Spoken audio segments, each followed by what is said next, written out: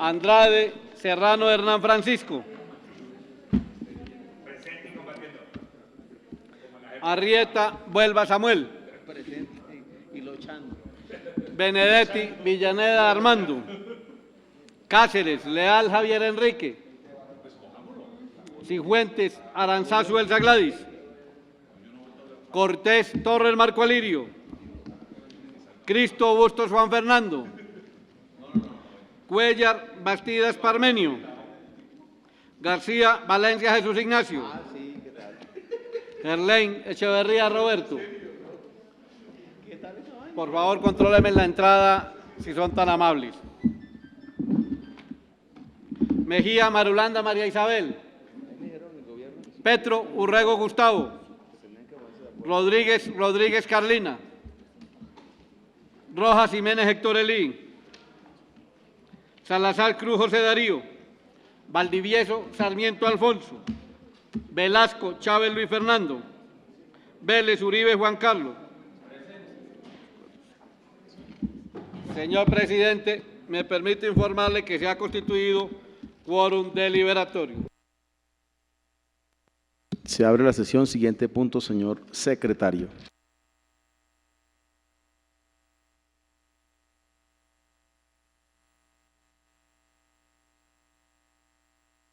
Siguiente punto del orden del día.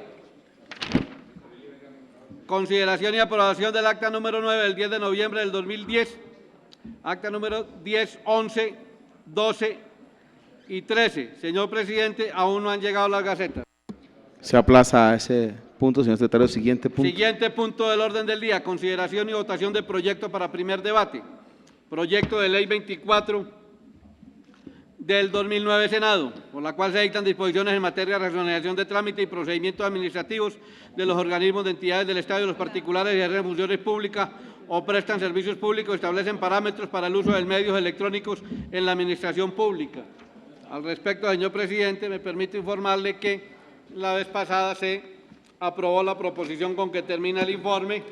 En la proposición con que aprueba el informe se aprobó que se excluirían los artículos capítulo séptimo y noveno. Vamos a continuar, señor secretario, con el siguiente punto. Me han pedido, tanto los autores como el gobierno, que hay unas consideraciones para ponerse de acuerdo sobre algunos temas del articulado. Entonces, sigamos en el siguiente punto. Siguiente punto, proyecto de ley número 149 del 2009 Senado, mediante la cual se reviste al presidente de la República de precisa facultades extraordinarias en la aplicación del numeral 10 del artículo 150 de la Constitución Política de Colombia y se dictan otras disposiciones en relación con el funcionamiento del Consejo Nacional Electoral. El ponente, honorable senador Samuel Arrieta Vuelvas, concluye con la siguiente proposición.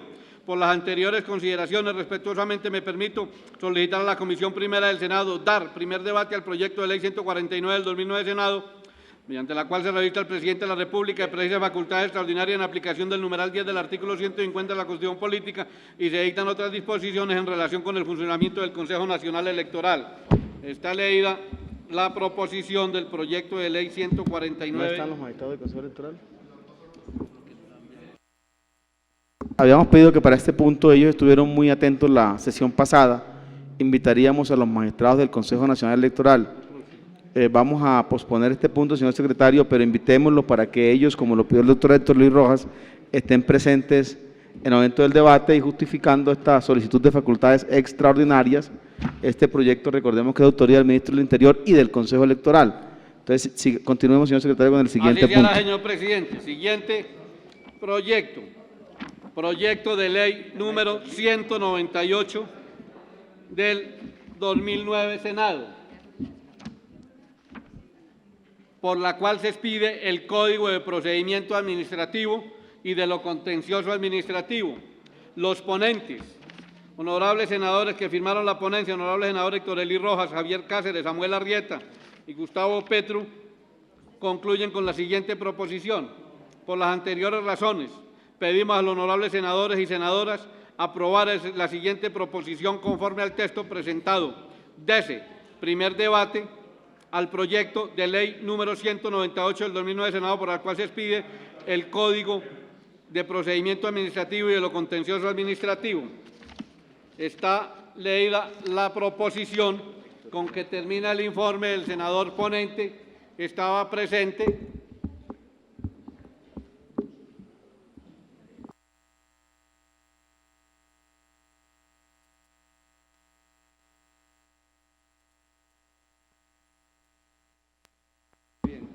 Doctor Etrolí, estábamos anunciando el proyecto número 19809, por el cual se reforma, o se expide mejor, el Código de Procedimiento Administrativo y de lo Contencioso Administrativo, ponencia suscrita por 4 de los ponentes, el doctor Etrolí Rojas, coordinador, el doctor Javier Cáceres, Gustavo Petro y Samuel Arrieta. Está pendiente la firma del doctor Roberto Gerlain y del doctor Marco Lirio Cortés. En su condición de ponente, doctor Etrolí tiene la palabra. Coordinador ponente, de ponentes. Gracias, señor presidente, señoras y señores senadores. Voy a tratar de hacer una presentación breve de la ponencia en el entendido de que este proyecto es tan importante y tan de fondo que lo que pretendemos es darle primer debate en estas sesiones, con el propósito de que podamos en el receso legislativo hacer unos foros en las universidades y en otros sitios de opinión pública para tratar de sacarlo adelante el otro año. Resulta, señores senadores, que nuestro Código Contencioso Administrativo fue expedido en 1984. Hay unas leyes posteriores del año 96, del año 98, que han tratado de organizar la administración pública en Colombia, pero definitivamente hace falta actualizar el código de manera que responda a lo que se vive hoy en el mundo en esta materia de funcionamiento de la administración y de el código que regule los conflictos o los pleitos entre los administrados y la administración o entre entidades de la misma administración. Como argumento de autoridad para pedir su aprobación al proyecto en primer debate, diría que este estudio es producto de 20 meses de reflexión del Consejo de Estado, del Ministerio del Interior y la Justicia y de varios tratadistas y profesores universitarios. Es un estudio bien importante, insisto, que durante 20 meses adelantaron en esa comisión de consejeros de Estado, de profesores y de funcionarios de las superintendencias y del Ministerio de Justicia. Hay 3 temas que quisiéramos o que quisimos incluir en la ponencia para justificar el que se apruebe en primer debate. Primero, el tema de la globalización. La globalización de la economía ha conducido a la globalización del derecho. Y los países que tienen un código contencioso administrativo o unas leyes de funcionamiento de la administración pública que no se adecúen a este tema de la globalización del derecho, están corriendo serios riesgos, doctora Cecilia López, porque las multinacionales están recurriendo a tribunales de arbitramiento internacionales, a legislaciones pactadas, a cámaras de arbitraje de distintos lugares del mundo, en lugar de recurrir a la jurisdicción interna de los países que no adecúan sus legislaciones contencioso-administrativas al tema de la globalización. El senador Andrade, que conoce bien lo del Consejo de Estado, sabe que es cierto esto que estamos diciendo, porque qué empresa o qué inversionista extranjero va a encontrar seguridad jurídica en una jurisdicción donde los procesos se pueden demorar en promedio 15 años. Eso ya es una forma de injusticia, pero eso se debe en gran parte a que no hemos actualizado ni nuestros procedimientos administrativos ni el Código Contencioso Administrativo. En segundo lugar, el mundo, al lado de la globalización, está cada vez más inmerso en lo que se llama las tecnologías de la comunicación y la información, las TICs. Es necesario que nuestros procedimientos y que nuestras instituciones puedan utilizar los medios informáticos y telemáticos para agilizar los procesos y para dar seguridad jurídica a los intervinientes. Queremos una administración pública que lo más posible funcione en línea. Queremos hablar aquí del tema del documento electrónico, del dato jurídico y de notificaciones y de intervenciones a través de Internet y a través de todos estos medios modernos de comunicación. Esto no ha sido posible, insisto, porque el código actual es de 1984. En tercer lugar, es necesario un nuevo Código Contencioso Administrativo porque en el año 91 nos varió todo el sistema de fuentes de derecho en Colombia.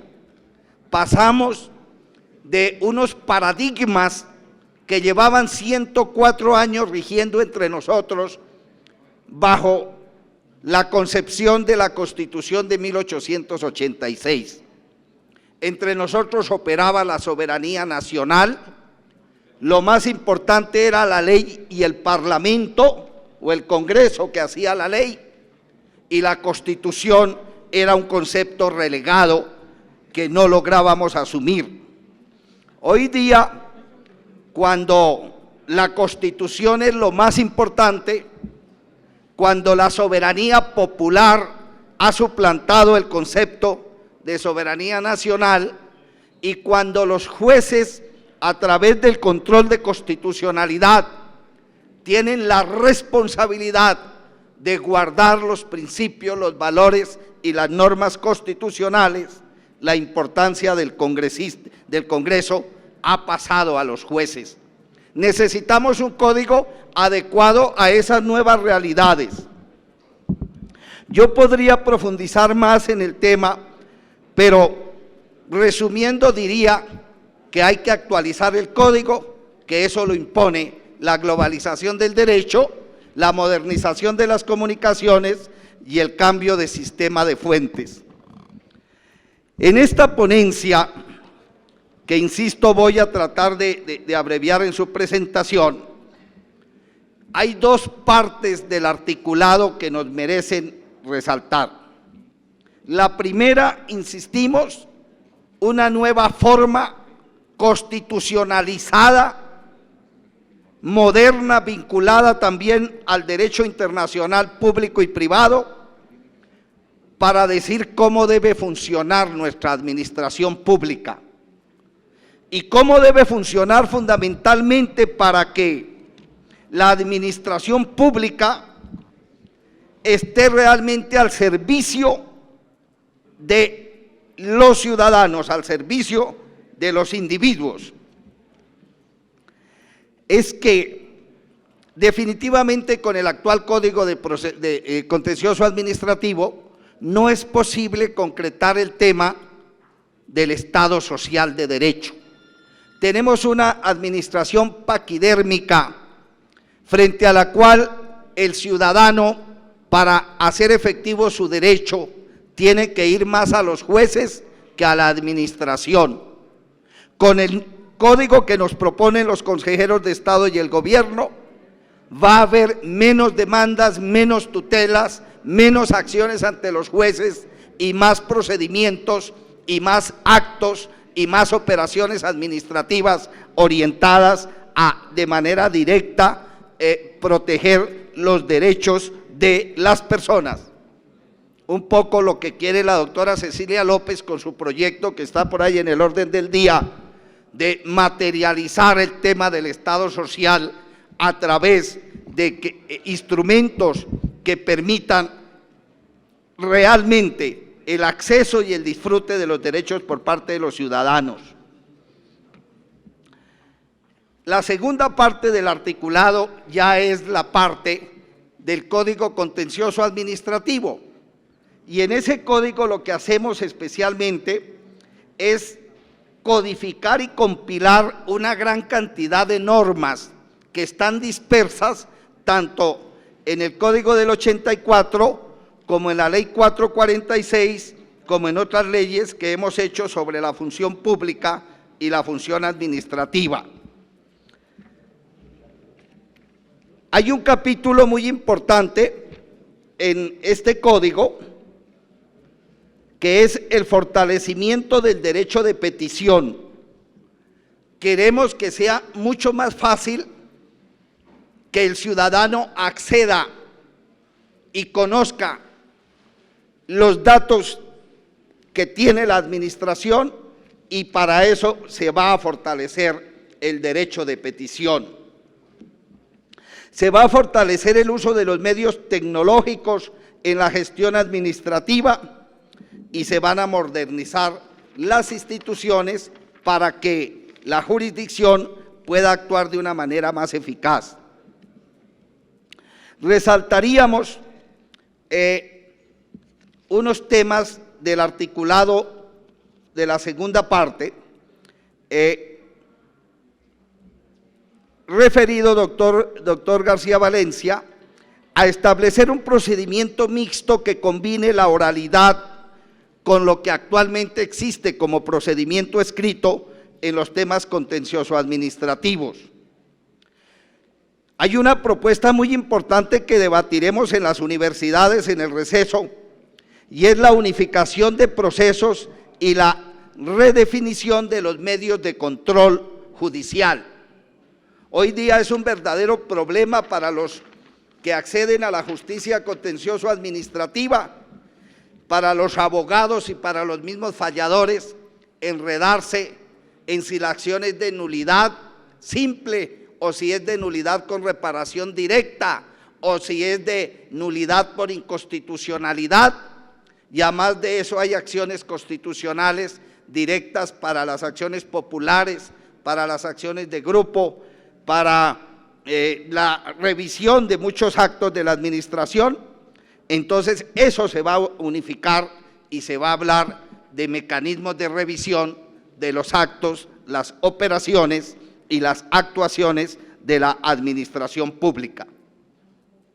Vamos también a unificar en el sentido, doctor Andrade y doctor Enríquez Maya, de que cuando se dicte un fallo sobre unos hechos que claramente conducen a una decisión jurídica, pueda el particular que crea estar en la misma situación pedir que se le extiendan los efectos de ese fallo a su caso. No entramos a acoger totalmente la teoría del precedente propio de la jurisdicción norteamericana, pero sí comenzaremos a que, especialmente en materia laboral, en esos procesos donde prácticamente no hay que la redundancia, practicar pruebas, sino que la decisión es aplicación pura del derecho, la gente pueda acogerse a lo ya decidido en sentencias de unificación. Los señores magistrados del Consejo de Estado han venido en bloque a respaldar la iniciativa, entonces, a respaldar porque yo explico. Usted no me entiende porque usted es penalista, entonces no entiende sino de criminales y de penas.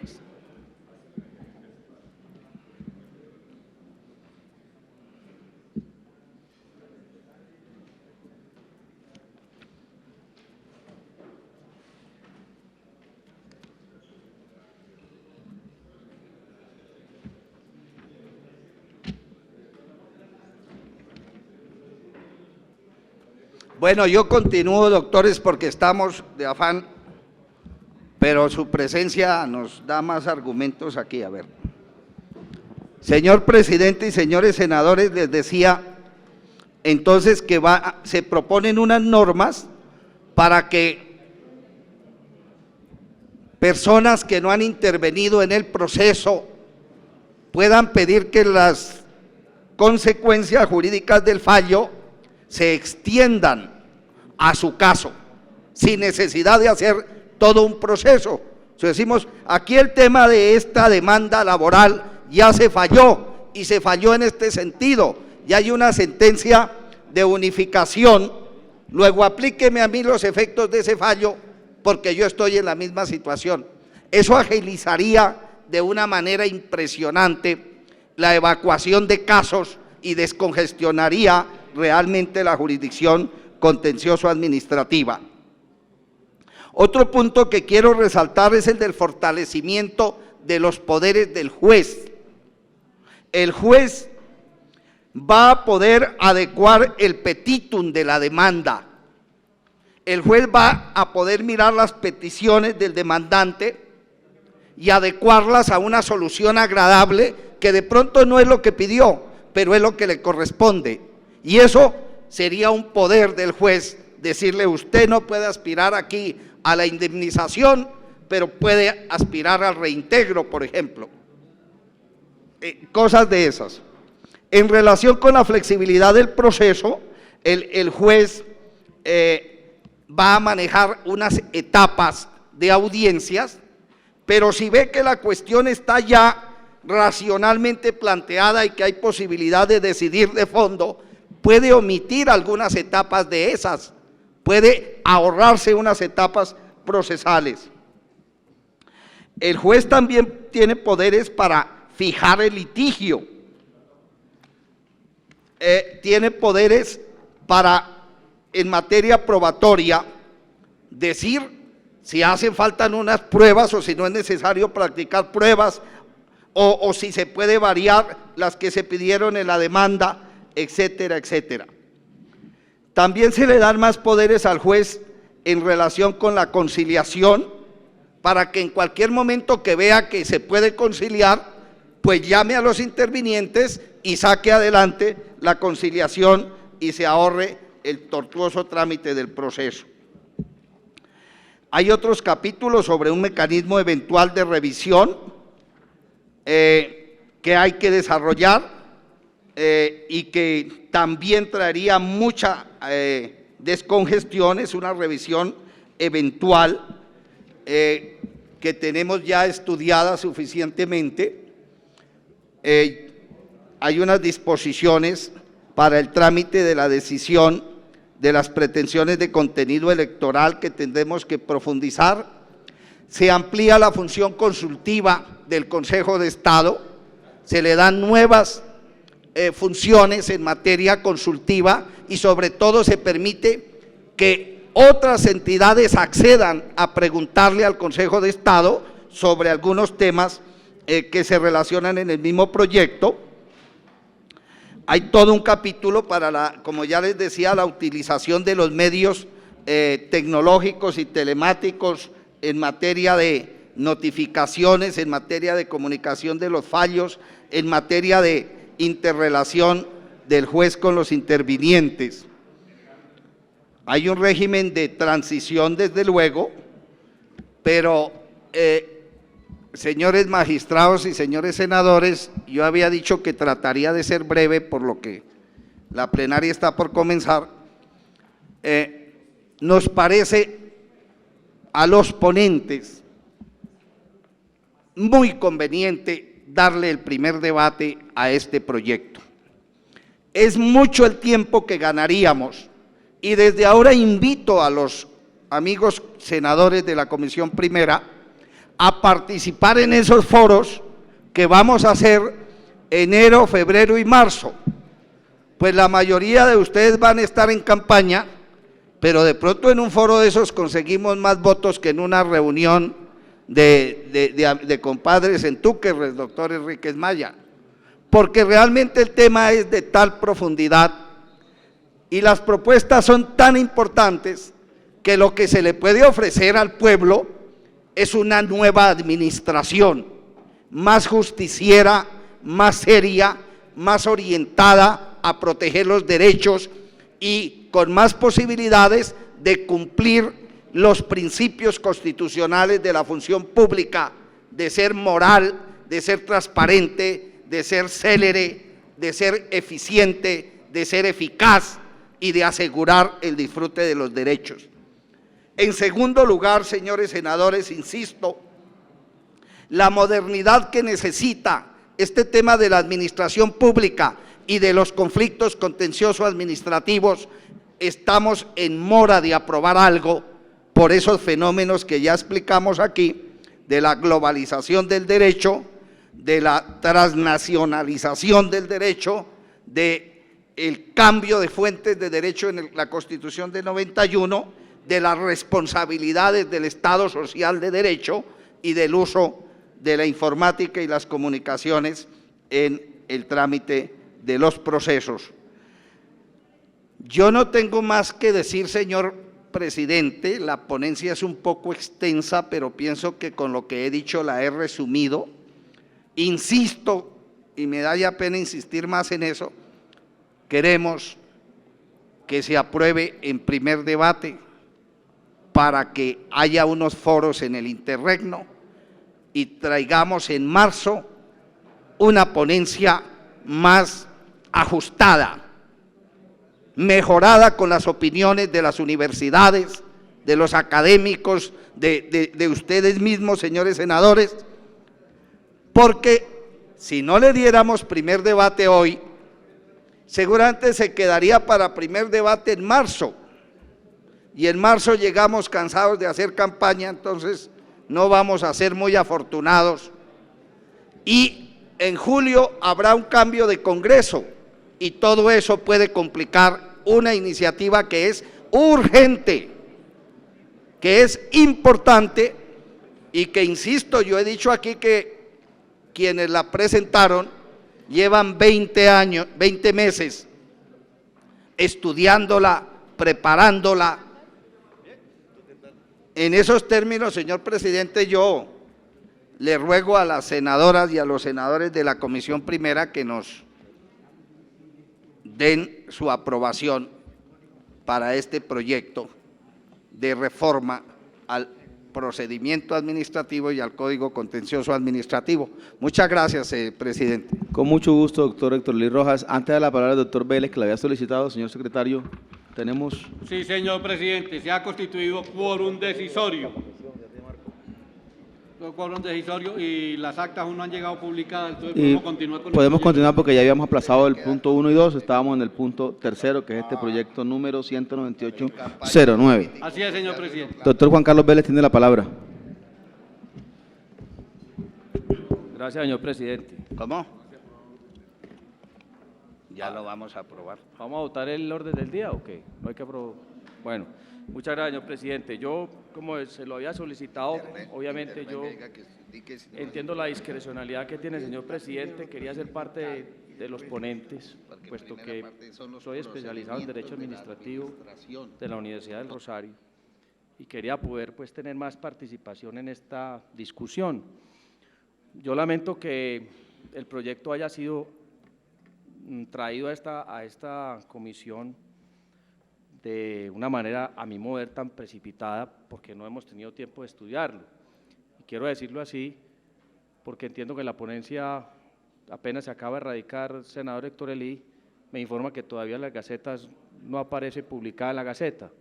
Me informa a mí mi asistente que estuvo indagando, entonces sería muy bueno que nos allegaran las gacetas porque tenemos otra información, no sé qué fue lo que pasó ahí. La verdad es que este es un proyecto de suprema importancia porque actualiza una legislación que a todas luces se ve que requiere ser actualizada. Y la verdad es que pues estamos en la mejor disposición de colaborar y si es necesario pues aprobarlo hoy porque se requiere y uno pues muchas veces tiene que ceder para poder que las actualizaciones legislativas se puedan dar y partiendo de la base pues, de que de todas maneras aquí hay una participación muy activa del Consejo de Estado, en el cual pues, están representados allí las personas con más autoridad en materia de la jurisdicción contenciosa administrativa. Sin embargo, yo tenía algunas preguntas pues, muy generales. Lástima que no he tenido tiempo suficiente de analizar el proyecto y me hubiera gustado pues, realizar alguna serie de audiencias públicas y poder participar en ellas al coordinador de ponentes. Entonces yo le pediría que en el evento que se apruebe este proyecto de ley el día de hoy en primera instancia, y usted dice que va a haber unas audiencias públicas y se van a celebrar algunas actividades académicas en ciertas universidades del país, pues me gustaría poder participar y poder ser invitado a ellas para, si es del caso, pues hacer unas consideraciones para el segundo debate. Yo tenía algunas preocupaciones, o más que todo inquietudes, frente a algunos temas. En alguna parte se habla de que el Consejo de Estado puede ejercer una especie de derecho preferente ante los tribunales administrativos frente a ciertos procesos antes de ser fallados. Hay una inquietud frente a la posibilidad de la segunda instancia en ese tipo de procesos. ¿Qué pasaría? Si eso es posible o no es posible, si eso se puede hacer o no. Veo también que el recurso de petición el derecho de petición, le estamos dando ya un plazo para presentarse hasta 20 días. El plazo lo estamos aumentando. Me gustaría saber el por qué aumentamos los plazos, si hasta ahora los plazos que han tenido este derecho de petición, pues han sido, me parece que es, la vía gubernativa. El recurso de revisión, el recurso el agotamiento de la vía gubernativa, los recursos de la vía gubernativa. También aparece el recurso eventual de revisión, o sea, en el código actual se habla del recurso de revisión, pero ahora aparece como el recurso eventual de revisión. Me gustaría saber en qué cambió ese recurso, que me parece supremamente importante, y me gustaría conocer el detalle pues, de esos cambios que trae este nuevo proyecto de ley. Aquí también hay algo que me preocupa un poco, y es que en alguna parte se dice que los jueces pueden modificar los actos administrativos en la sentencia y pueden fallar extra petita. Por eso, pero entonces el problema es que hay un principio de la jurisdicción contenciosa administrativa que esta es una justicia rogada. Entonces yo no sé hasta qué punto estaríamos aquí cambiando ese principio. Entonces algunas consideraciones que por el momento yo estaría haciendo, doctor Héctor Elí, que si usted pues las puede contestar, pues me parece muy bien, y más adelante entonces yo volvería a intervenir, señor presidente, para algunas otras inquietudes. Con mucho gusto, doctor Vélez. La ponencia además fue radicada el 27 de noviembre en la Secretaría de la Comisión. Oportunamente se envió a todos los honorables senadores por sus correos. El doctor Marco Alirio Cortés, el doctor Jesús Ignacio García, y luego le damos la palabra al señor presidente del Consejo de Estado, el doctor Velasco, doctora Carlina. El señor presidente del Senado ha convocado plenaria para las 11:30. La idea es que podamos adelantar este debate tranquilamente, le demos un primer paso, luego habrán unos foros, como lo ha planteado el doctor Héctor Elí Rojas, para el siguiente debate de la plenaria del Senado de aquí al mes de marzo. La doctora Cecilia López también nos ha pedido la palabra. Doctor Marco Alirio. Gracias, señor presidente. A mí me parece, yo por teléfono tuve la oportunidad de hablar con el ponente para mi firma, pero tengo algunas 2 o 3 inquietudes que me parece importante, que están los consejeros, irlas sacando aquí como al tapete. Me parece, en lo que tiene que ver, digamos, en la estructura general del código como tal, es entendible que es un código que va a modernizar y que va a poner al día de la Constitución y de los elementos de la técnica, como tal el Código Contencioso Administrativo, que estaba demorado en reformarse. Desde ya le digo al ponente que puede contar con mi firma, como se lo manifesté, para efectos de permitir el trámite y el curso, para no dejarlo enredar aquí en la Comisión Primera. Pero tengo 2 o 3 inquietudes. La una es en lo que tiene que ver con las pruebas. Es entendible que los autos, el auto que niega pruebas, si nosotros no permitimos que sea recurrible en derecho, el auto que niega las pruebas, casi la parte probatoria del proceso se define en el auto de pruebas.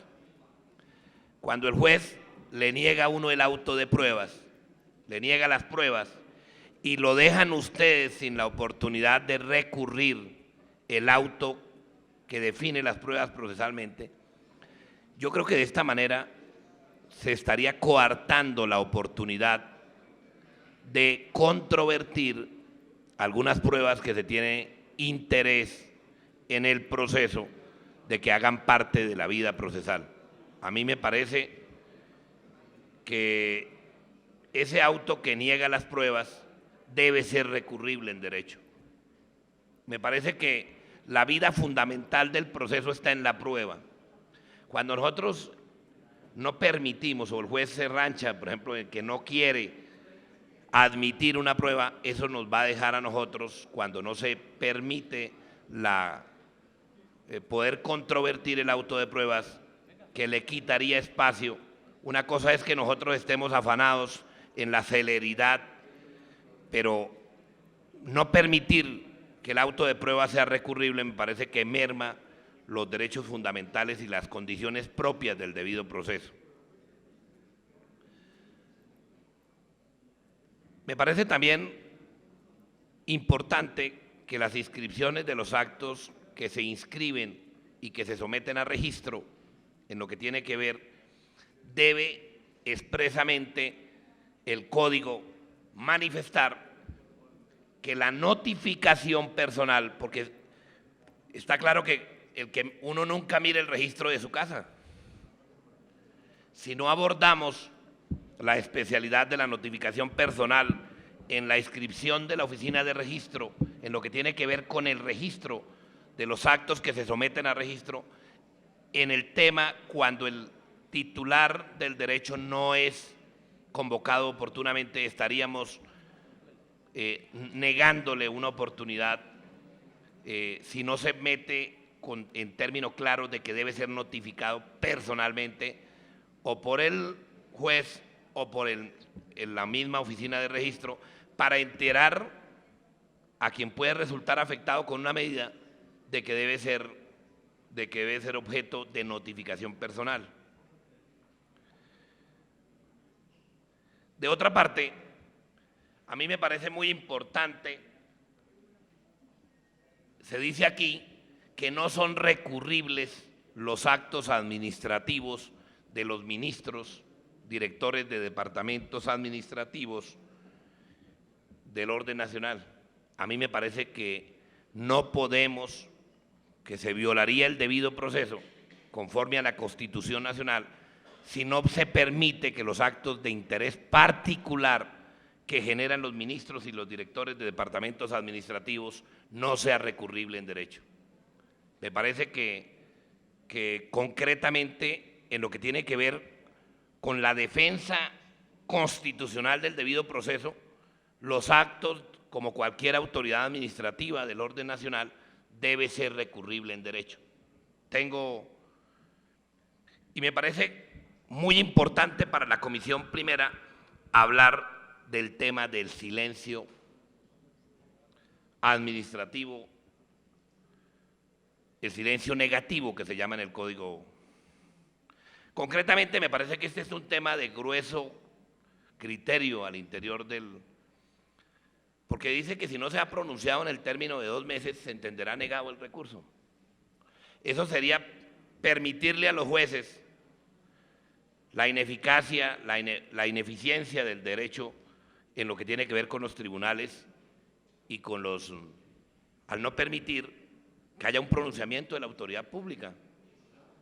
Entonces me parece que este tema del silencio negativo, que es un tema que debe someterse aquí a una enorme y a una importante discusión liberal, filosóficamente hablando, para que permitamos que las garantías constitucionales del debido proceso se den oportunamente a todos los actos integrales del Código. Igual la revocatoria de los actos administrativos de interés particular.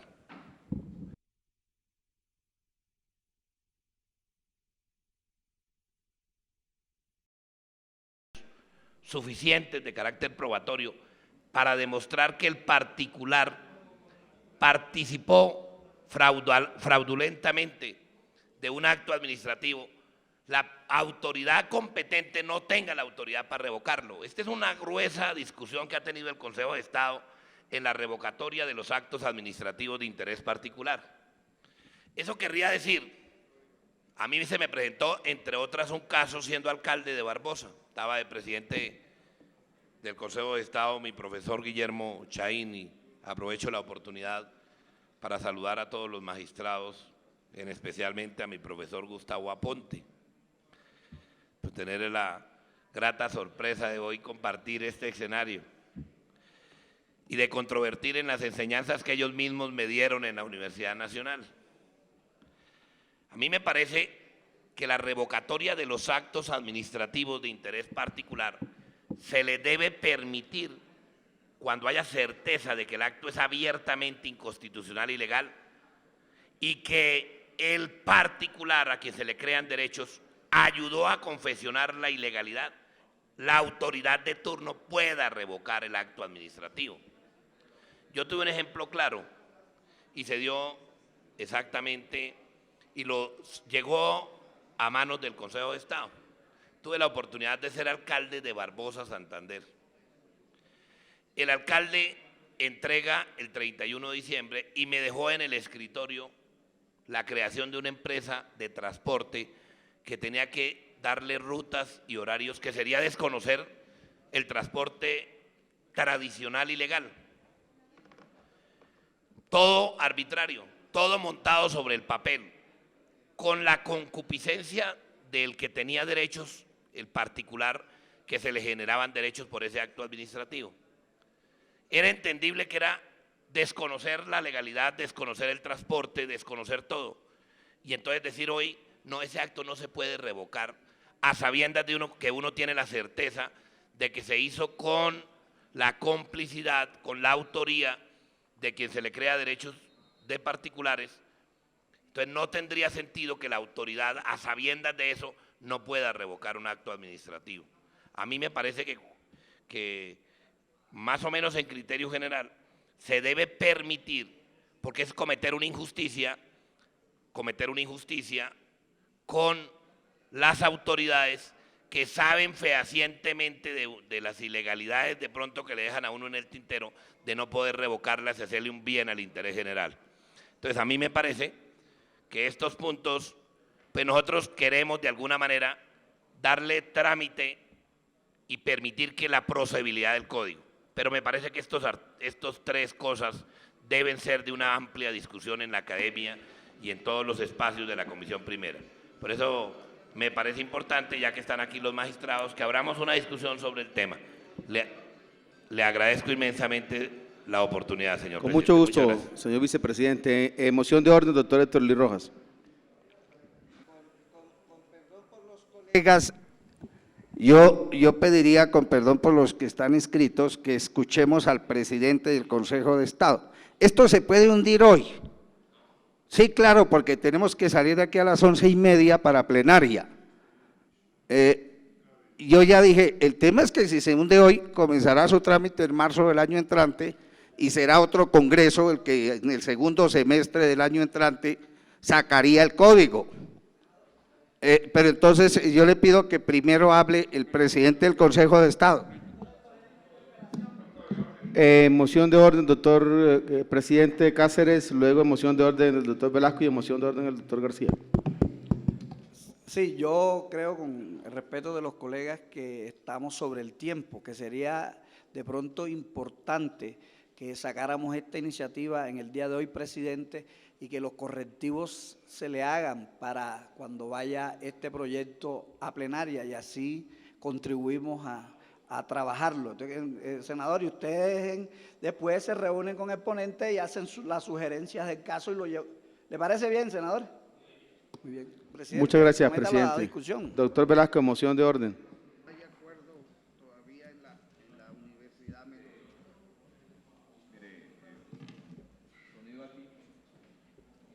Sonido para el senador Velasco. Estoy en la curva. No, mire, presidente, yo no voy a entorpecer la decisión de algunos compañeros que quieren aprobar hoy el código, pero sí quiero entregar dos argumentos, porque es que a veces un argumento es bueno para una cosa y para otra no. Hay un proyecto, lo traen aquí, un proyecto, perdón, este es un código, esto tiene casi 300 artículos.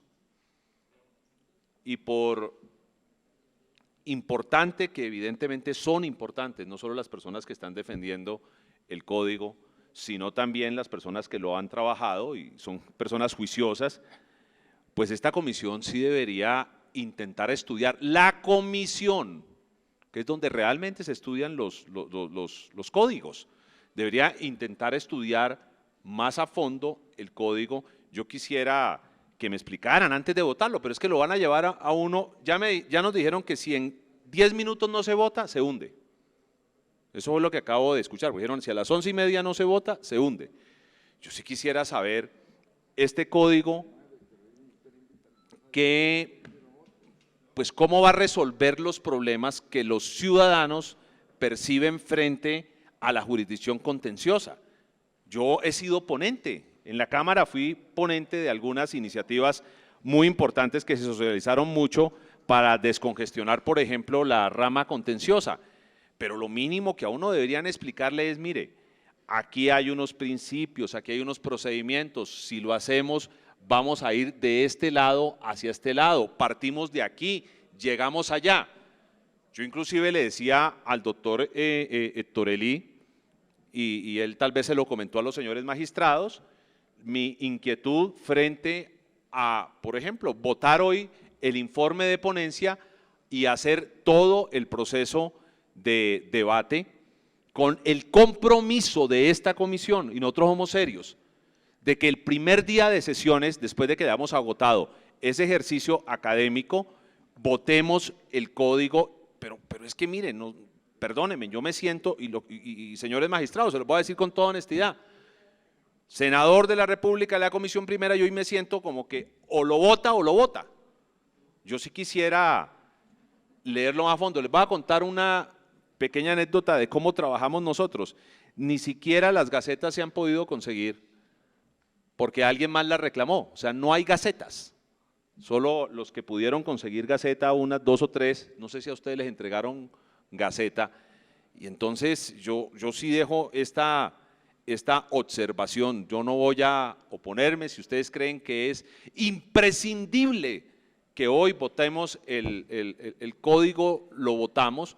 A mí me hubiese gustado más un ejercicio más reposado, una sesión no de 10 minutos, sino una sesión de todo un día. Por Dios, esto es una obra jurídica y académica muy importante de ustedes, como para que la comisión que la tiene que estudiar no la estudie. Entonces, yo sí quisiera pues ver ustedes qué opinan de esa observación. Yo sé que aquí hay personas que tienen o creen tener un conocimiento supremo, pero sí me parece que todos deberíamos tener la posibilidad de estudiar eso. Moción, doctor Jesús Ignacio García. Sí, señor presidente, mi moción de orden era precisamente para solicitarle que se respete el orden. Usted me ha anunciado como el orador que se llene el uso de la palabra, y como el doctor Héctor Elí está pidiendo que se le otorgue al señor presidente del Consejo de Estado, yo le pediría que antes de que él hable se me permita hacer una breve intervención con el objeto de que él la tenga en cuenta al momento de hacer uso de la palabra.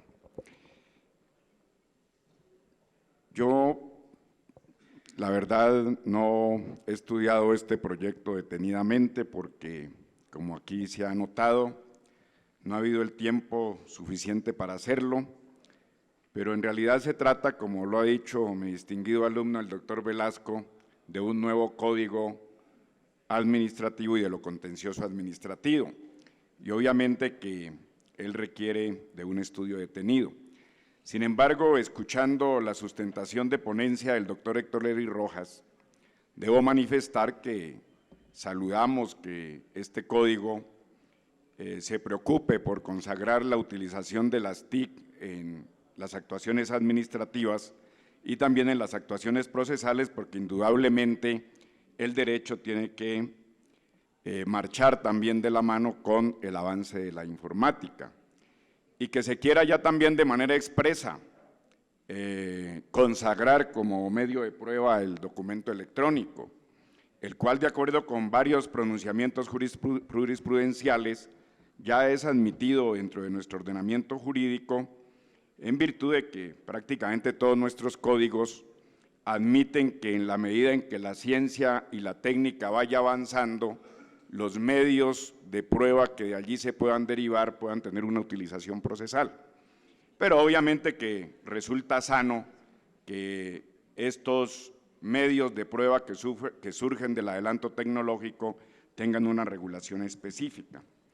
Por lo demás, me parece también acertado, entre lo que he podido mirar a grosso modo, que de igual manera este código pretenda consagrar la cláusula de exclusión para la prueba ilícita, lo cual pues tampoco es que sea novedoso, porque de todas formas el artículo 29 de la Carta Política le está imponiendo a los jueces excluir aquellas pruebas que se hayan obtenido con violación del debido proceso. Pero no está por demás que esa cláusula de exclusión pase a ser establecida de manera expresa en el nuevo Código de lo Contencioso Administrativo. Pero hay algunos aspectos que me inquietan y que yo quisiera que me fueran explicados por el señor presidente del Consejo de Estado o los honorables magistrados que asisten a la sala. Y ellos se refieren precisamente a algunas afirmaciones que le escuché hacer el doctor Héctor Eli Rojas cuando nos manifestó que en este nuevo procedimiento el juez puede adecuar el petitum de la demanda. De la misma manera nos dijo el doctor Héctor Eli Rojas que el juez podía ahorrar etapas procesales, o sea que quedaría a la discreción del juez que se surtieran todas las etapas procesales que se han previsto o que esas etapas procesales no tuvieran lugar sino algunas de ellas. Y aunado a esto, también le escuché afirmar al doctor Héctor Eli Rojas que en esta nueva regulación procesal de lo contencioso administrativo, el juez tendría también la facultad para fijar el litigio. La pregunta que me surge o la inquietud que me abriga es si esos poderes del juez no pueden llegar a sustituir a las partes y si no pueden también incidir en el obedecimiento o en la garantía del principio de igualdad dentro del desarrollo del proceso. Porque si el juez tiene todos estos poderes, indudablemente, piensa uno en abstracto, en un momento determinado podrá hacer que una de las partes necesite privilegiada por la actuación del juez y con detrimento de los derechos o las pretensiones de la otra parte. Entonces, la verdad, este es un aspecto que me inquieta, que quisiera que se me explicara. Puede ser que el doctor Héctor Eli no lo haya explicado in extenso, pero sería muy bueno que se nos diera claridad para poder avanzar a tomar una decisión con mayor conocimiento de causa. Y por otra parte, me gustaría también que, siendo que el mayor problema que se le está endilgando hoy a la Administración de Justicia, no solo en la rama administrativa, sino en las diferentes ramas del derecho, es el problema de la congestión, que se nos dijera también de manera puntual cómo contribuye esta nueva codificación a darle respuesta a la demanda de descongestión que existe por parte de la ciudadanía, porque lo cierto es que la congestión en la práctica está denegando el derecho del acceso a una justicia pronta y eficaz. Esas son las inquietudes que a grandes rasgos quería plantear, señor presidente. Muchas gracias. Bueno, quedan el doctor Enrique me ha pedido una moción también, antes de pedir la palabra a la doctora Carlina y luego le damos la palabra al presidente del Consejo de Estado. Doctora Carlina. Gracias, señor presidente. Yo realmente muy rápido porque pues entiendo la hora, pero sí creo que aquí hay que darle confianza a los ponentes. Sé que el doctor Héctor Eli Rojas, en una forma por demás juiciosa y muy responsable, ha querido presentar esta ponencia, que además no es un tema nuevo. Hace más de 20 meses entiendo que hay la inquietud tanto de la academia frente a la evolución estrictamente del derecho. Hace 20 meses esa inquietud también en el Consejo de Estado y además con un gran acuerdo muy consensuado por parte del Ministerio del Interior y la Justicia. ¿Cómo no darle confianza a tres entes tan importantes? 20 meses estrictamente conozco que se viene pensando en esta legislación. Conozco estrictamente al presidente, al doctor Lafón, profesor universitario, como consejero de Estado, lo conocí como litigante y sé estrictamente de lo que significa para ellos la presentación de esta codificación y la confianza de la Comisión Primera. Pues no he leído estrictamente todos los artículos, pero escuchaba al doctor Héctor Eli, escuchaba a algunos de los compañeros, cómo dentro del fortalecimiento del derecho del ciudadano, esta modernización de este código tiene alguna importancia, y especialmente dentro del derecho de petición. Lo anotaba también el doctor Jesús Ignacio García dentro de la modernidad de los medios electrónicos, para hacer más expedito estrictamente el trámite ante esta jurisdicción. Creo que era de las partes donde estábamos realmente muy rezagados, y naturalmente que interpreta ese sentimiento de descongestión que pues nos da a todos la seguridad y donde se espera una pronta y cumplida justicia. ¿Cuántos procesos en materia administrativa allí reposan en toda la jurisdicción sin que hasta el día de hoy realmente ustedes se hayan atrevido a escribir, además a consensuar con toda la academia, porque es una exigencia estrictamente de la sociedad colombiana? Y sin más, yo creo entender, yo doy toda mi confianza como miembro de la Comisión Primera a este trabajo que, como lo digo, no es nuevo, donde se han presentado ya varias conferencias en las universidades, porque ha sido una exigencia, como lo he expuesto, y creo que esta ponencia ha sido bien estudiada, bien acordada estrictamente por el coordinador de ponentes. Por eso mi confianza total por todo lo que significan ustedes, por lo que significa la academia y por lo que significa este trabajo también muy consensuado desde el Ministerio del Interior y la Justicia. Gracias, señor presidente. Con mucho gusto, doctor Eduardo Enríquez. Muchas gracias, señor presidente. Apreciados colegas senadores, señores magistrados del Consejo de Estado, sobra decir que la Comisión Primera celebra con complacencia la presencia de ustedes, señores magistrados del Consejo de Estado, aquí en el seno de esta célula legislativa.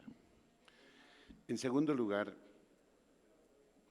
yo creo que el gobierno, el Congreso y con todo el respeto, el Consejo de Estado,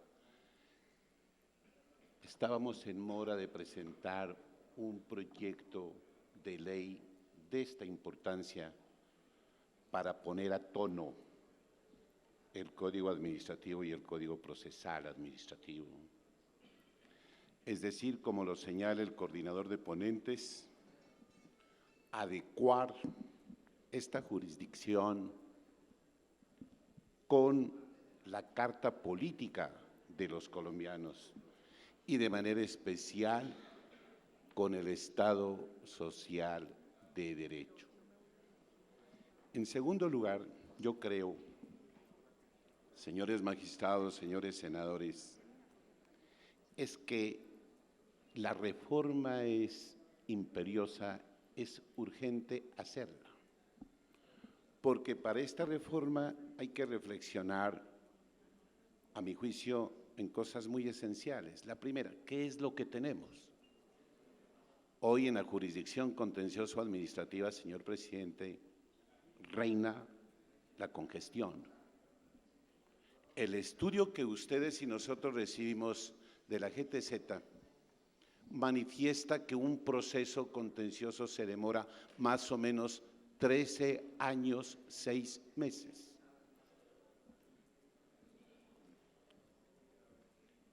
Si un proceso contencioso administrativo se demora 13 años, 6 meses, no podemos seguir en esa cultura.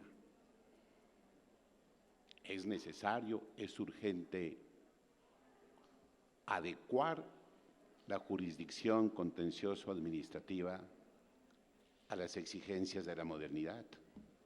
Por eso yo celebro que este proyecto haya sido presentado por el señor presidente del Consejo de Estado y por el gobierno, y que el doctor Héctor Elí Rojas con los colegas ponentes hayan presentado un estudio de ponencia muy serio, entre otras cosas muy didáctico, de fácil comprensión. Como también me preocupa, señores magistrados, que exista la cultura en nuestro país de demandar al Estado porque al Estado se lo vence fácilmente. El informe que pasara el contador de la Nación y el señor procurador es bastante preocupante. El Estado, creo, señores magistrados, por este momento tiene una serie de demandas que, según parece, quiero aproximarme a la cuantía, de prosperar todas las demandas y todas las pretensiones que aparecen en el petitum, más o menos el Estado tendría que pagar como 700 billones de pesos. Esa cifra no cabe en la cabeza de cualquier persona, ni en las posibilidades del Estado para responder. Repito, si prosperaran todas las demandas y todas las pretensiones de la demanda. En una charla que tuve con mis colegas senadores, de la que hizo parte el senador Héctor Elí Rojas, a mí me preocupa, por ejemplo, el contenido del artículo 90 constitucional, que es la fuente primigenia para establecer o para accionar en Colombia. Yo no estoy en contra de las demandas de los ciudadanos cuando tengan perjuicio en sus derechos, faltaría. Pero yo creo que eso con el tiempo va a meritar una revisión a profundidad. Yo no sé si en España enseña el profesor García Enterría que el Estado dejó de responsabilizarse de esas demandas, porque ustedes nos darán a conocer esas cifras, señores magistrados, porque son nuestra autoridad fundamental de mayor conocimiento que cualquiera, si es que esto es así. Ahora, si un proceso, por ejemplo, es demandado en un tribunal contencioso administrativo y se va a demorar ese tiempo, con la actualización monetaria o con la denominada indexación, ¿a cuánto va a llegar la condena para el Estado? Creo que hay un caso de mi tierra, el departamento de Nariño, en el contencioso, que una demanda fue fallada por una cuantía X, pero se demoró tanto en resolver el recurso de alzada que tuvo el Estado que pagar una serie de millones de pesos. Yo celebro, para terminar, 3 cosas: que este proyecto de código a través de una ley haya sido presentado por el Consejo de Estado y que hayan consensuado esa propuesta con el gobierno, y qué mejor que Héctor Elí Rojas y los compañeros ponentes hayan presentado una ponencia favorable. Como también comprendo las preocupaciones de mis colegas, los honorables senadores García, Velasco, porque si bien es cierto, la Constitución Política de Colombia casi que nos coloca con una camisa de fuerza que, en tratándose de códigos, esos proyectos deben ser de iniciativa del Congreso de la República y de un trámite exclusivo del Congreso de la República, para no seguir concediendo las facultades extraordinarias del pasado. Yo lo he estudiado con juicio, me gusta la propuesta. Exhorto respetuosamente a mis colegas, de saber cuál es el origen de la propuesta, por el juicioso estudio de los ponentes, demos el debate como lo estamos haciendo, pero para aprobarlo hoy en primer debate sí es posible. Aquí la bancada del conservatismo no está completa, pero acabo de escuchar a mi compañera Carlina Rodríguez. No sé cuál es el pensamiento de José Darío. Somos 5 senadores de la bancada del conservatismo. Creo que interpreto al doctor Roberto Gerlain porque él es uno de los ponentes. De manera que, señores magistrados, esperamos en el camino seguir estudiando esto a profundidad, y qué bueno, señor ponente, coordinador, que socialicemos este tema con la academia, con los señores abogados, con los señores profesores de Derecho, con los señores litigantes, y ojalá una audiencia pública la hagamos en el departamento de Nariño, específicamente en la Universidad de Nariño. Muchas gracias, señor presidente. Con gusto, doctor Eduardo. Por último, el doctor Parmenio, y luego le damos la palabra al presidente del Consejo de Estado. Doctor Parmenio. Gracias, señor presidente.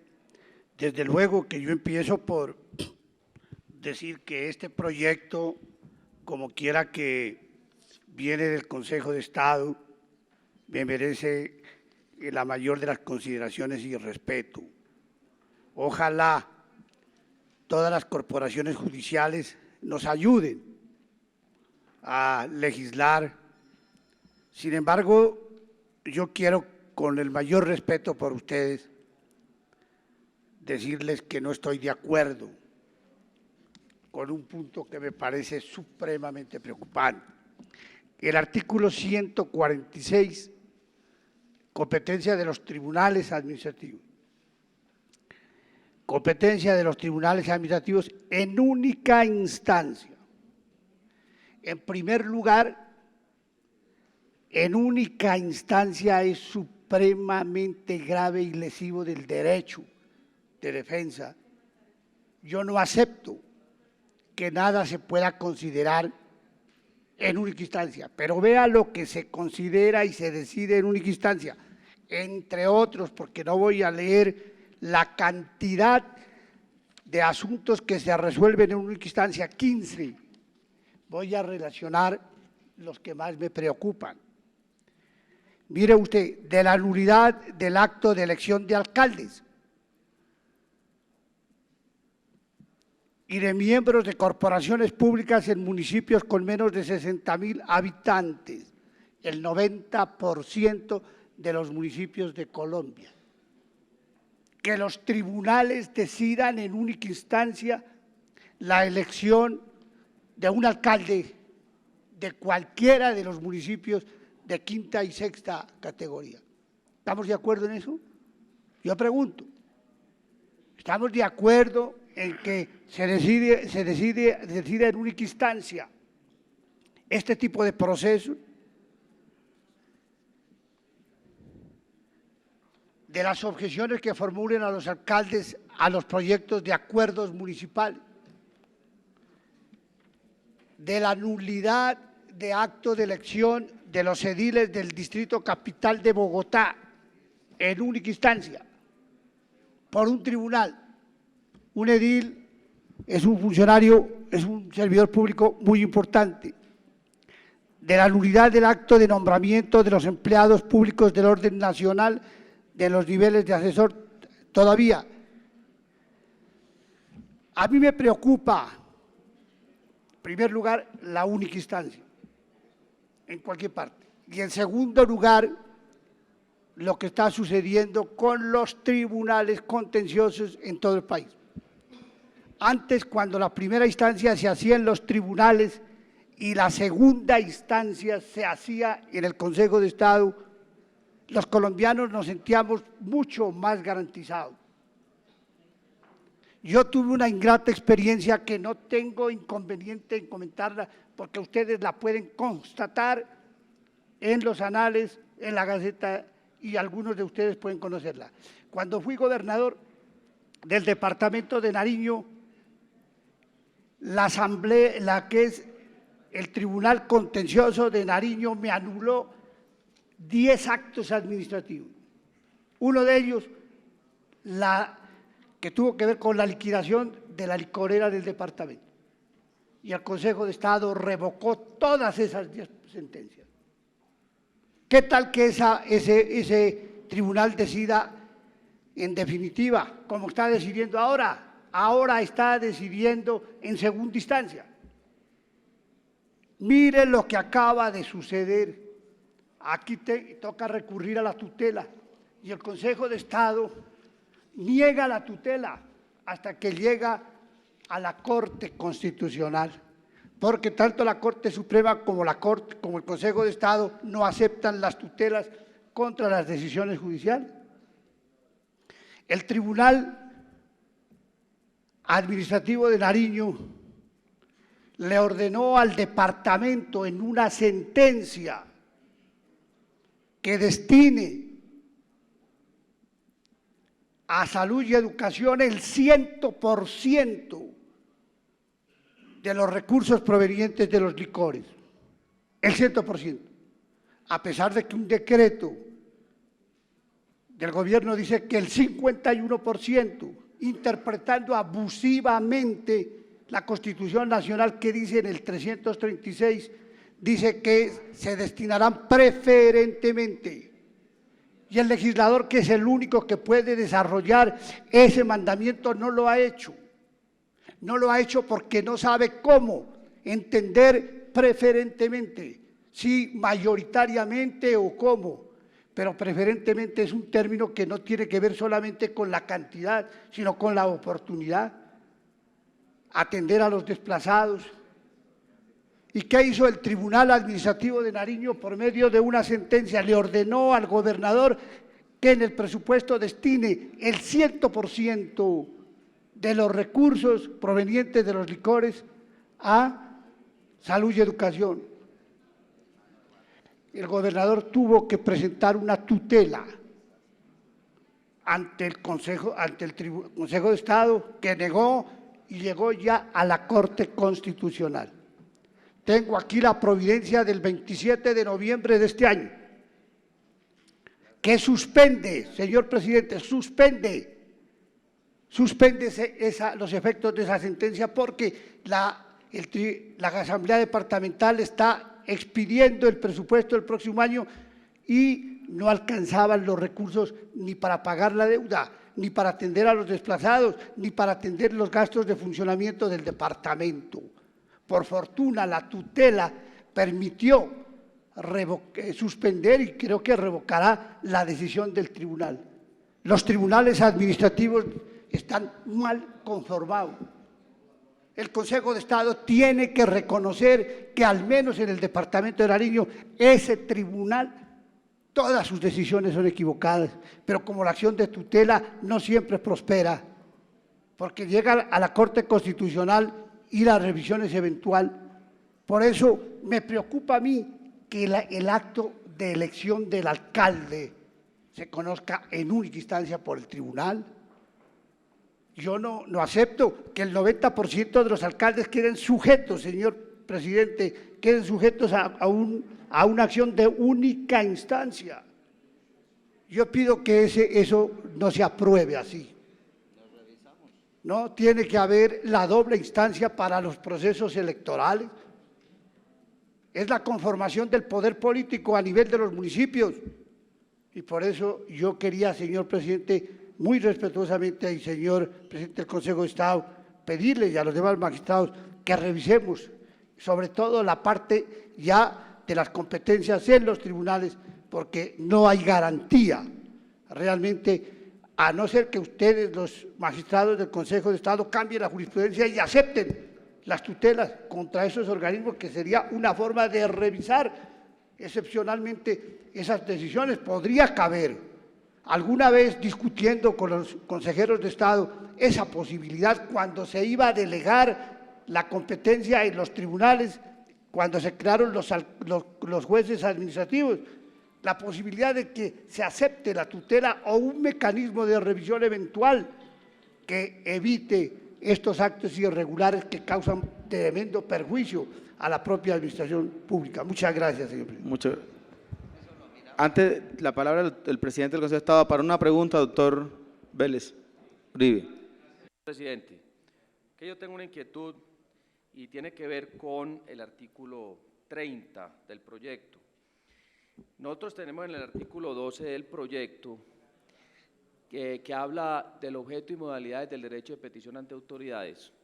En el segundo inciso dice que toda actuación que inicie cualquier persona ante las autoridades implica el ejercicio del derecho de petición consagrado en los artículos 23 y 74 de la Constitución Política, sin que sea necesario invocarlo. El artículo 30, que es lo que me preocupa, dice lo siguiente: falta disciplinaria. La falta de atención a las peticiones y a los términos para resolverlas. Es decir, cualquier petición que se le haga ante una autoridad. La contravención a las prohibiciones y el desconocimiento de los derechos de las personas de que trata esta parte primera del Código constituirán falta gravísima para el servidor público y darán lugar a las sanciones correspondientes de acuerdo con la ley disciplinaria.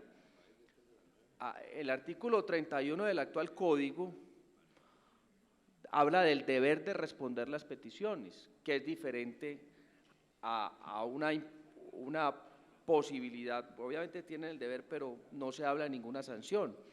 Entonces, este artículo 31 dice: será deber primordial de todas las autoridades hacer efectivo el ejercicio del derecho que consagra el artículo 45 de la antigua Constitución, mediante la rápida y oportuna resolución de las peticiones que en términos comedidos se les formulen y que tengan relación directa con las actividades a cargo de esas mismas autoridades. Es decir, aquí tienen digamos, el deber de contestar. Entonces, a mí me parece que sería muy peligroso para el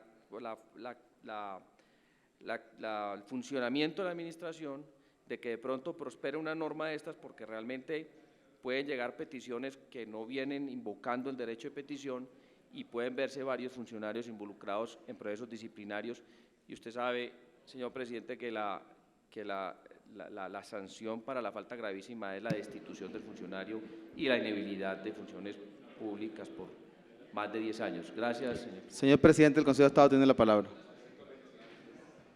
Una pregunta específica, doctor. He alcanzado a leer del proyecto. De lo que he alcanzado a leer del proyecto, hay un tema que me llama poderosamente la atención en favor del ciudadano. Y es el artículo 31, cuando habla de derecho de petición ante organizaciones privadas para garantizar los derechos fundamentales. ¿Cuál sería la fuerza coercitiva para hacer cumplir eso? Si en el caso de los empleados públicos, evidentemente, sería la falla disciplinaria. Esa pregunta específica. Doctor Rafael, tiene la palabra. Gracias. Muchas gracias, señor presidente, honorables senadores. En primer lugar, permítame en nombre de la corporación que presido expresarles nuestro sincero agradecimiento y un reconocimiento a la diligencia con que esta comisión ha recibido este proyecto. hemos tomado atenta nota de las importantísimas y trascendentes formulaciones que ustedes han expuesto, las inquietudes, inclusive las prevenciones, los interrogantes que han formulado y que no hacen otra cosa que reafirmar el concepto del por qué estamos aquí. Estamos aquí porque estamos ante la presencia de un proyecto supremamente importante, no para el Consejo de Estado, no solamente para el Congreso, no, para el país. El Código Contencioso Administrativo vigente data de 1984, con 25 años, con una constitución nueva de por medio en donde el juez administrativo ha hecho un esfuerzo supremamente ingente, profundo y serio para adaptar la normativa precedente a esa Constitución a las previsiones de esa nueva Constitución. Eso no ha sido una tarea fácil. Y no ha sido fácil en la medida en que, como ustedes saben, cambió el modelo de Estado, cambió la estructura de la administración, se incorporaron nuevos principios y nuevos fundamentos en las relaciones entre el Estado administrador y los administrados.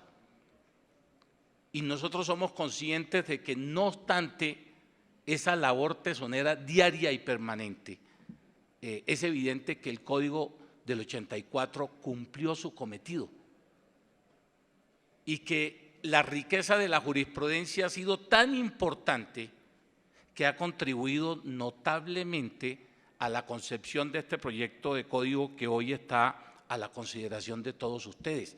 Y quiero recordarles un referente histórico en ese sentido.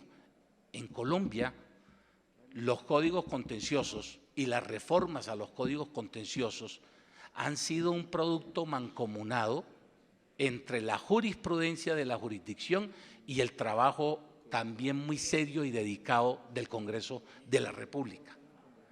Y esta no ha sido la excepción. En este proyecto de código están todos estos años de enriquecimiento jurisprudencial incorporados con el aprovechamiento de nuevos instrumentos que el derecho procesal moderno también ha traído y ha puesto en vigencia. Y tal como se ha expresado aquí, llevamos ya casi 2 años trabajando este proyecto en una comisión que yo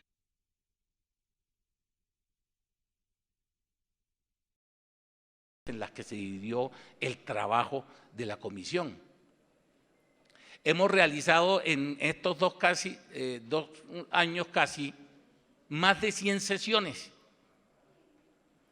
Hemos realizado encuentros con universidades. Y yo aquí en anteriores oportunidades, cuando he estado leído haciendo al Congreso y a esta comisión una especie de avance para concluir, como lo hicimos ahorita, que cuando tuviéramos un producto de ese proyecto ya mucho más decantado, lo presentábamos en la Comisión Primera del Senado para efectos de darle todos los debates y todos los ajustes que se requiera.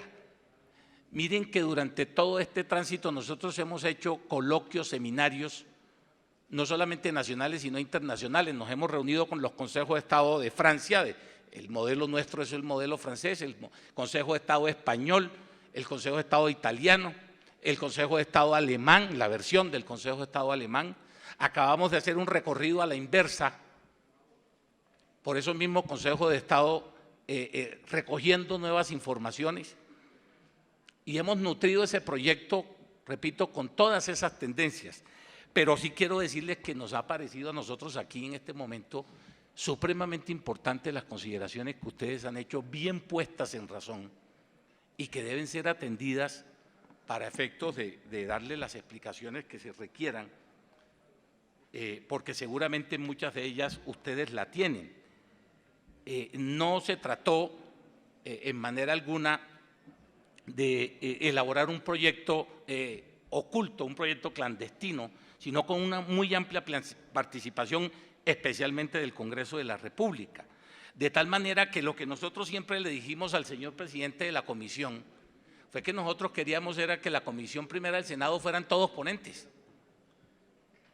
No sé si reglamentariamente eso se podía, parecía ser que no, pero inclusive los tenemos como ponentes a todos ustedes en esto, porque este es un proyecto que tiene que ser finalmente el producto de la intervención de todos los poderes públicos.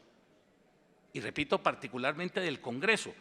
Entonces, desde ese punto de vista, el haber presentado el proyecto en este momento es porque en el cronograma existente lo teníamos previstos por algo supremamente importante que ustedes saben mejor que nosotros. Y es que nosotros queremos que el proyecto tenga ya identidad parlamentaria. Que el proyecto siga siendo conocido ya en el mundo jurídico, en el mundo académico, en el mundo de los abogados, como un proyecto que está siendo estudiado no solamente por el Consejo de Estado del Gobierno, sino también por el Congreso de la República. Y por eso serán muy bienvenidos todos los foros. Las universidades están esperando, quiero decirles, este paso en el proyecto para programar todas a principio de año, una vez abran sus clases, que es la época apropiada además, los foros, los seminarios, los encuentros y los diálogos sobre el proyecto. De tal manera pues que yo quería resaltar esa circunstancia para explicar, como era obvio, el por qué se presentó el proyecto en esta etapa de las sesiones y por qué la trascendencia del mismo. Yo rápidamente quisiera responder algunas inquietudes. Se habló de la posibilidad de que el Consejo de Estado pueda pedirle a los tribunales por importancia jurídica que un proceso que estén conociendo sea remitido para ser fallado por el Consejo de Estado. Y entonces la inquietud es en qué queda la segunda instancia. Creo que en el derecho procesal eso está resuelto. Es mejor que el superior órgano límite resuelva un tema complejo que está fallando un inferior, que puede ser objeto de interpretaciones diversas, en vez de dejarlo a la suerte y al azar. Aquí se han puesto algunos ejemplos de tribunales.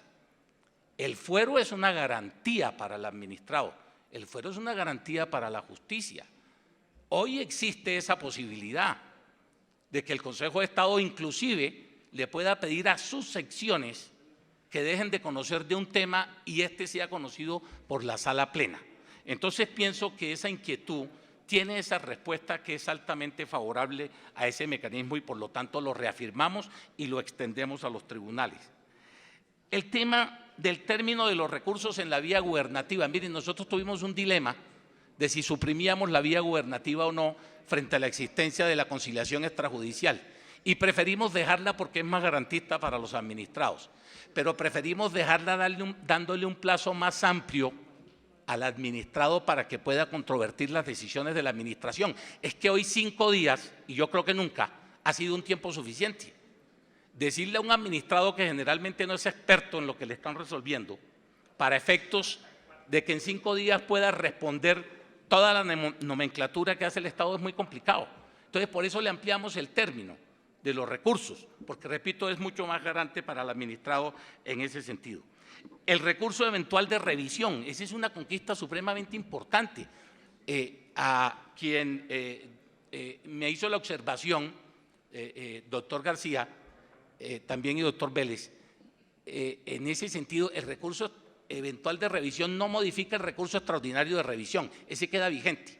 Este es un mecanismo nuevo que tiene por objeto unificar la jurisprudencia en materia de acciones populares, y fue lo que ustedes dijeron en la Ley 285 reformatoria de la estatutaria de la Administración de Justicia, y que nos dieron la posibilidad afortunada de extenderlo a los demás procesos contenciosos. Y aquí lo que estamos haciendo es eso, buscar un mecanismo de unificación de la jurisprudencia para evitar la dispersión tanto de tribunales como jueces. El tema del artículo 170 en cuanto a la posibilidad de que el juez administrativo pueda introducirle reforma a los actos administrativos que se declaran nulos.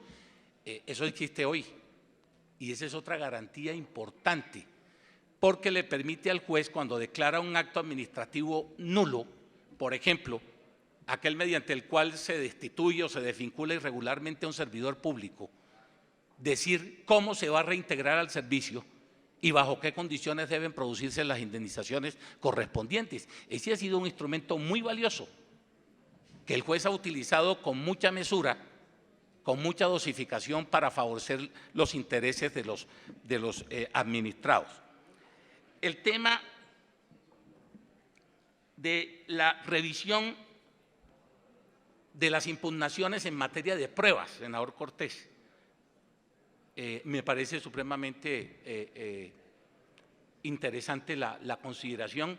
Nosotros hicimos un barrido de qué tipo de normas deben ser impugnables o no, y posiblemente quedaron algunas que pueden ser objeto de discusión, pero también de revisión. Hemos tomado atenta nota del tema de probatorio, que nos parece supremamente importante, y en el ajuste que propondríamos seguramente incluiríamos ese tema.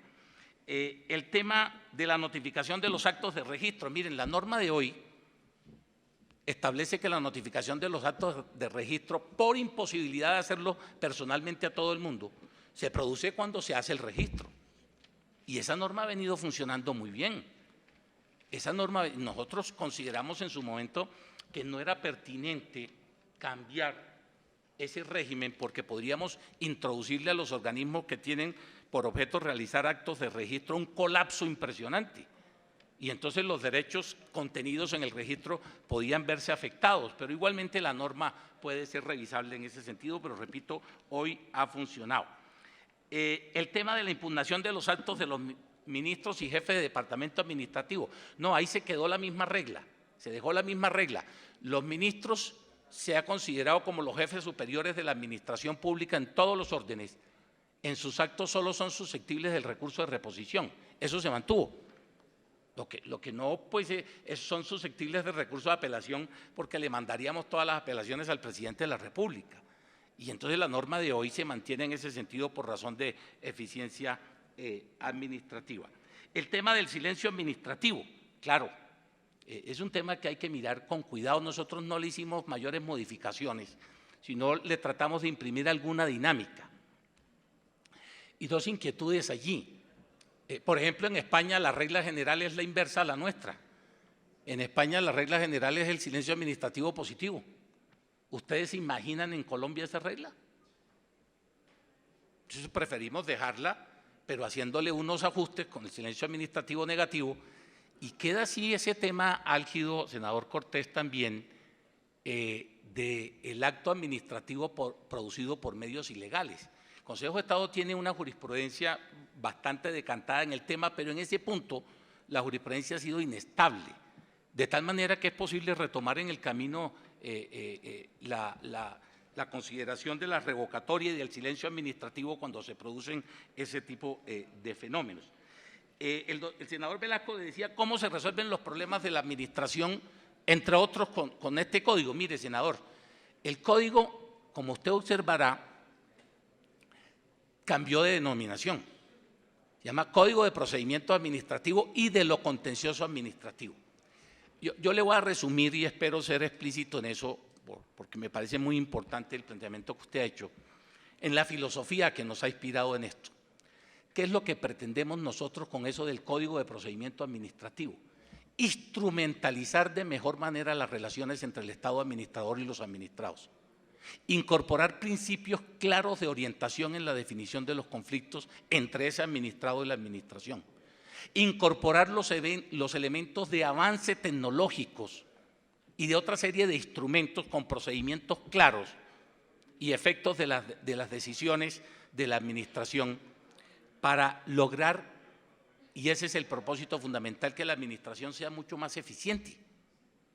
Y yo he acuñado una frase que me parece recoge todo eso, en el sentido de que si nosotros logramos que la administración sea mucho más eficiente en sus relaciones con los administrados, cada vez más ese administrado requerirá menos del juez contencioso. Y con eso pensamos combatir la congestión.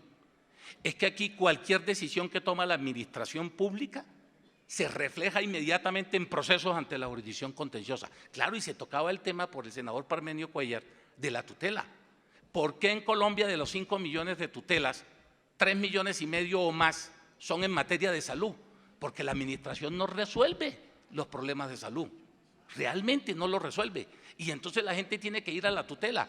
Y nosotros hemos llegado, en mi sentir, a algo bastante vergonzoso a nivel internacional. Nosotros hemos producido normas en materia de salud para cuando los entes prestadores de los servicios de salud actúan sin la intervención del juez, y normas para cuando esos entes de salud actúan por una orden judicial.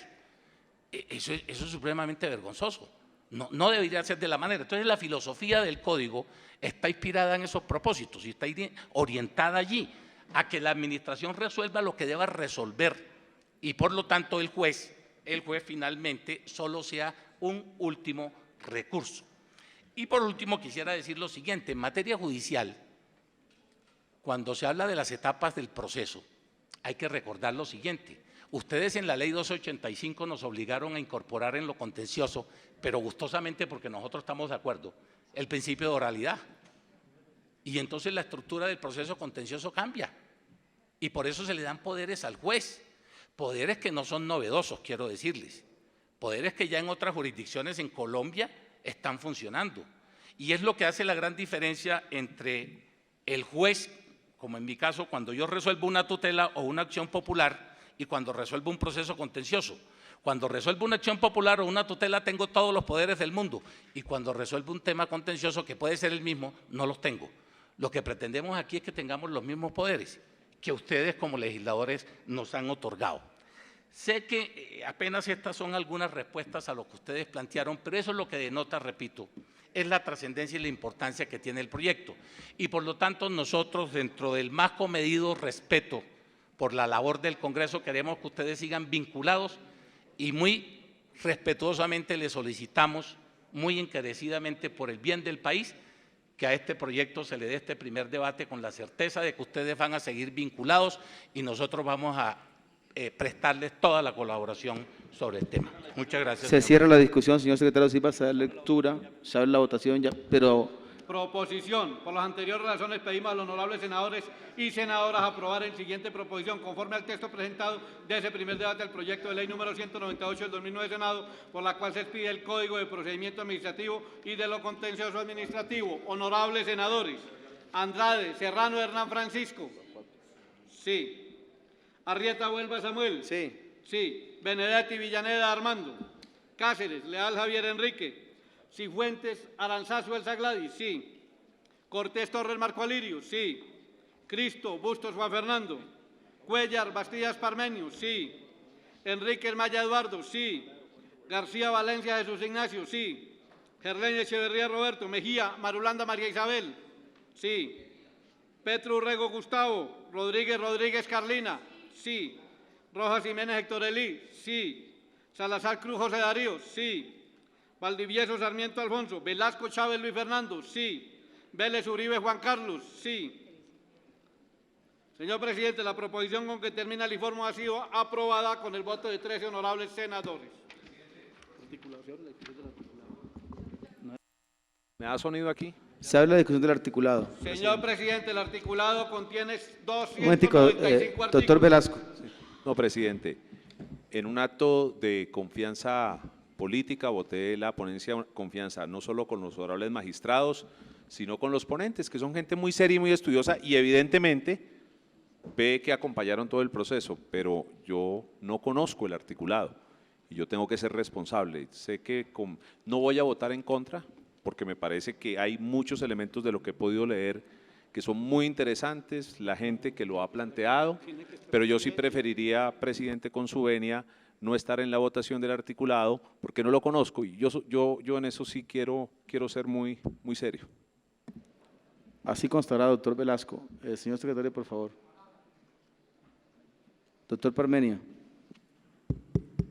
A ver, hemos aprobado el informe de ponencia, todos estamos de acuerdo, pero ¿cómo vamos a hacer para corregir todas las partes en las cuales hemos hecho observaciones? A mí me parece inconveniente la única instancia en procesos tan importantes. Segundo, a mí me parece que esta es la oportunidad, ya que estamos cambiando de código, de establecer una salvaguardia. Cuando se decidió trasladar a los juzgados municipales, a los juzgados administrativos, el conocimiento de algunos procesos, desde luego la segunda instancia a los tribunales. Eso ha generado muchos problemas en muchos tribunales, en muchos departamentos. Yo quiero que asumamos un compromiso de que se establecerá una posibilidad de un recurso.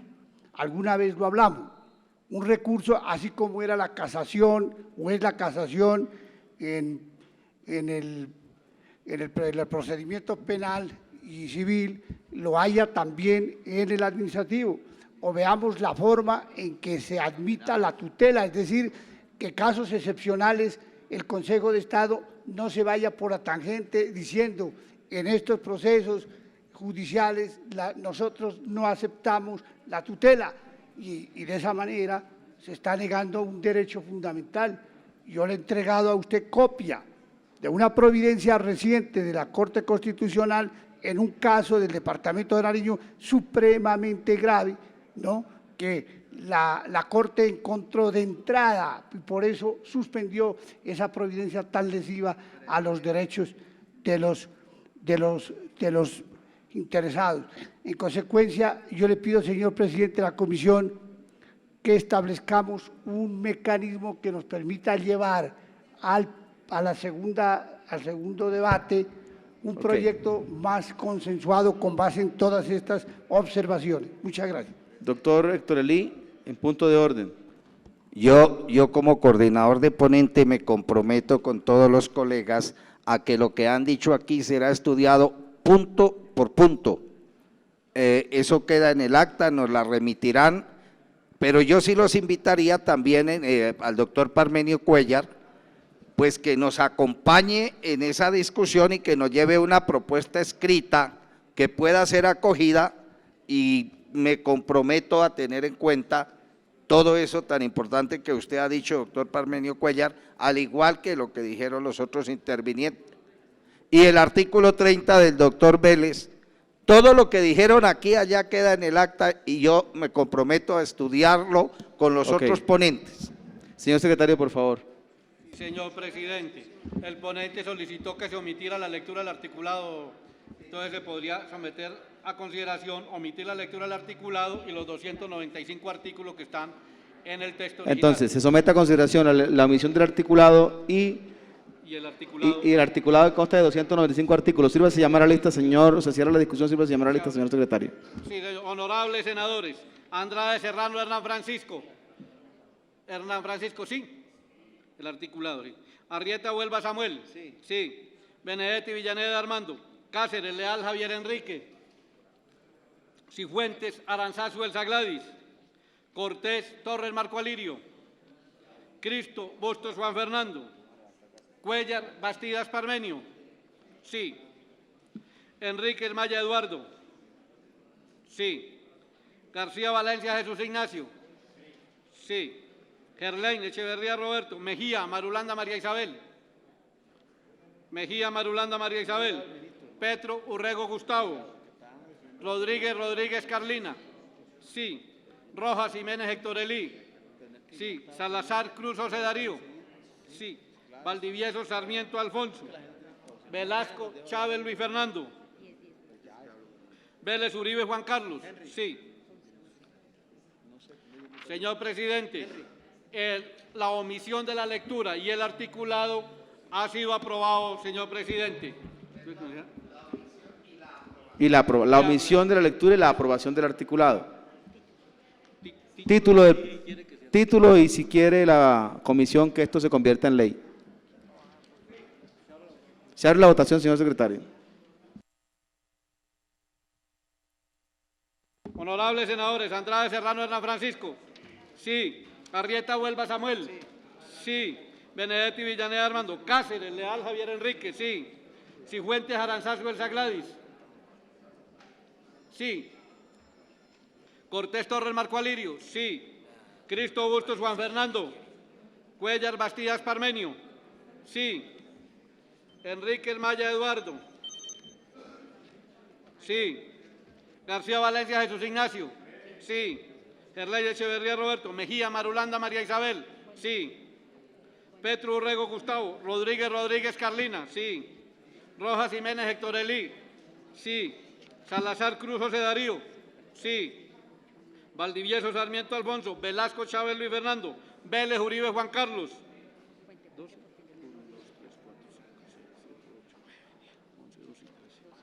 Señor presidente, la proposición, ni siquiera la comisión, que esto sea ley de la República, ha sido aprobado, señor presidente. Siguiente punto, señor secretario. Siguiente punto del orden del día, continuaríamos. Anuncie proyecto, señor secretario, por favor. Para la próxima sesión, por disposición de la Presidencia, se discutirán y votarán los siguientes proyectos. Proyecto de Ley 24 del 2009, Senado, para el cual se dictan disposiciones en materia de racionalización de trámite y procedimiento administrativo. Proyecto de Ley 149 del 2009, Senado, mediante la cual se registra el Presidente de la República, presidente facultad extraordinaria y se aplica el numeral 10 del artículo 150 de la Constitución Política. Proyecto de Ley 28 del 2009, por el cual se modifica el artículo 86 de la Ley 136 de 1994 al elegir la profesionalización de los alcaldes del país. Proyecto de Ley 99 del 2009, Senado, por la cual se expiden normas orgánicas en materia de ordenamiento territorial. Proyecto de Ley 02 del 2006, Senado, por la cual se reglamenta la adecuada y efectiva participación de la comunidad afrocolombiana e indígena en los niveles decisorios de la administración pública. Proyecto de Ley número 135 del 2009, Senado, por el cual se desarrolla el artículo 90 de la Constitución Política de Colombia. Proyecto de Ley 117 del 2009, Senado, por la cual se modifica el artículo 79-84 de la Ley 1098 del 2006. Se dictan otras disposiciones del proyecto de Ley 25 del 2009, por medio de la cual se establecen los principios de orientación y transformación social. Proyecto de Ley 21 del 2009, Senado, por el cual se regula el proceso de recertificación del personal para el ejercicio de profesión de ocupación del sector salud. Y proyecto de Ley 127 del 2009, Senado, por la cual se modifica adición a la Ley 5 del 92, se crea la comisión. Están leídos los proyectos, señor presidente. En consideración a que ya están dados inicio a la sesión plenaria, se levanta la sesión. Se convoca. Y se convoca mañana a las 9 las sesiones extraordinarias en el recinto del Senado, perdón, las conjuntas, y el próximo martes la sesión ordinaria. Ahí incluiremos el proyecto de la doctora Cecilia López, Así por se hará, favor, señor de primero. presidente.